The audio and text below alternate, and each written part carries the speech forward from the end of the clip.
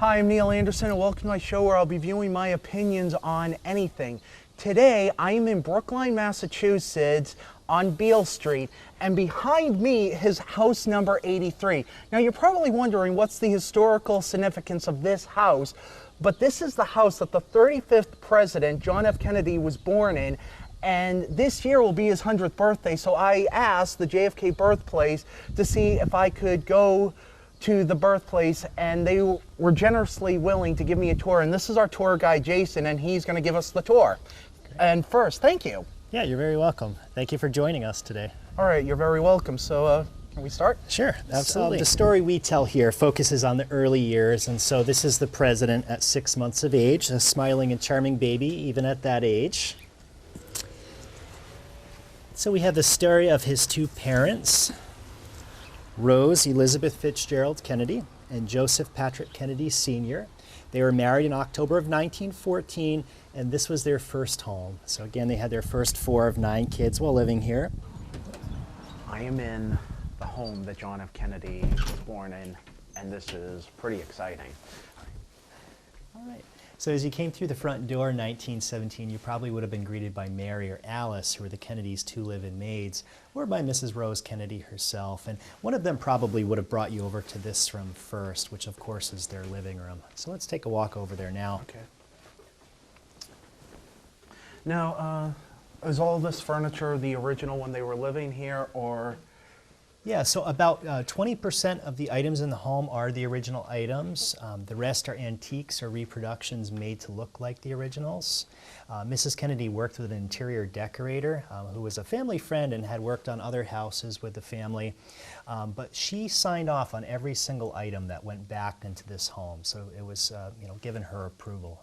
And now you said master bedroom. So this is his parents' bedroom. Absolutely. So they slept on separate beds. They did have separate beds. Many families did in those days. Oh, okay. The Kennedy parents really did appreciate their space, and in many of their later homes, they actually had separate bedrooms altogether. So, oh, okay. Yeah, he was born in the bed closest to the window. Children were often born at home in the early 1900s, and they chose the bed closest to the window. That way, if the baby were born in the daytime, the doctor would have more light, and he was born at 3 o'clock in the afternoon. And so if he was alive today, we would actually be celebrating his 100th birthday at the end of May, and so this is a very big year for us, and there have been lots of special JFK 100 events. And Mrs. Kennedy would say in her memoirs something to the effect of, as she was staring into her baby's eyes for the first time, she quickly understood her role as a mother, that anything she said or did for her children at an early age could be absorbed by them and carried over into their adult years. And so she took her role as mother very seriously. She became very invested in the lives of all of her children and even went on the campaign trail for those that later ran for public office. This room here is the children's nursery. This is a room shared by Jack and his older brother Joe. At this point in time, Jack would have been in the bassinet. He used that, all of his brothers and sisters, and even his own children, John Jr. and Caroline. Joe would have been in the bed. And so Jack was very sick as a small child. He had a variety of children's illnesses which were much more severe in those times. At the age of 2, he almost died of scarlet fever. He was, in fact, one of our unhealthiest presidents, and you would never get that sense from looking at pictures of him. But he had a variety of ailments throughout his life, and when he was sick here in bed, he liked to read books, or at this age to have books read to him. And he liked books so much that he became a speed reader over time, wrote several books of his own, and usually read a stack of newspapers every day as president to stay on top of events around the world and the United States. And so 2 of his favorite books are out for us to see, a book called King Arthur and a book called Billy Whiskers. King Arthur was a book that Mrs. Kennedy really liked. It's a story about knights and chivalry and many of the same types of values she was trying to instill in him. Billy Whiskers is a book she hated. She wanted to throw it away. It's a story about a goat who gets into all sorts of trouble, eating vegetables out of people's gardens, running away from home, getting into fights. And she felt that Jack got into enough mischief on his own. And we have all these wonderful stories about Jack and his time in Brookline, where the 2 boys went out and there was milk delivery in those times, and they actually stole the neighbors' glass milk bottles and were hiding them in the basement and then tried to sell them back to the neighbors later on. So they like to get into mischief. They like to pull practical jokes, and Mrs. Kennedy didn't want to inspire that through Billy Whiskers. But he definitely had a sense of humor, and that's something that would last with him throughout his life as well. Can I ask some things about these pictures? Yeah. And I'm guessing, is that Rose? That is Rose right there. She's standing in between her two parents. That's Mayor Fitzgerald there, Rose's mother, and her brothers and sisters.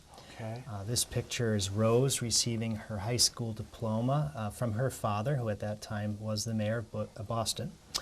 She was, at the time, the youngest graduate of Dorchester High School at the age of 15, a speaker of several languages, French and German, a musician, a very smart young lady. I always like to end just, you know, whoever thought that, you know, the nation's youngest elected president would have been born here, lived the first few years of his life here, growing up as a boy. He was not always the best behaved. He liked to get into mischief, didn't always try his best in school, and was often near death with many childhood illnesses. But he does become a president who inspired an entire generation of people in the 1960s, and he's still a president who inspires people today. I think that it was really funny when you say it. Yeah, you're right, because when did I personally get into him? I think, well, the Kennedys, but him too. I think that it was also personally the movie J.F.K, where Kevin Costner plays Jim Garrison. Mm-hmm. There was a movie trailer I was watching on TV, and in that trailer they showed a clip of John F. Kennedy in like a parade waving, and I'm thinking, who is that guy? Mm-hmm. He's like, you know, I'm just kind of, who is he? Yeah. And I just think that, like I said, this had to have been at least 1991, mm-hmm. and he's been dead for not 30 years yet, but it was getting there. So very close, yeah. And, you know, I just think that it's amazing. I'm like maybe 11, 12 years old, and like I said, he's been dead for almost 30 years at that time, and it's just amazing how he still has that charisma, that people are still interested in him. Right, right. Well, he had that presence in front of the camera for sure, and charisma, as you said, you know, very charismatic, and a lot of great speeches, a lot of eloquent words, and so he's somebody that's, you know, remembered by a lot of people. It's interesting here too, because we have a lot of American visitors, but we also have a lot of international visitors who come from all over the world, and in almost every case, people know a little bit of something about John F. Kennedy, and that's not always the case with, you know, past presidents. So yeah. It's somebody that a lot of people really connect with, and that's interesting. I think that it's also an honor, you know, just saying that he's from Boston and I'm from Boston. I think mm-hmm. that was also an interest.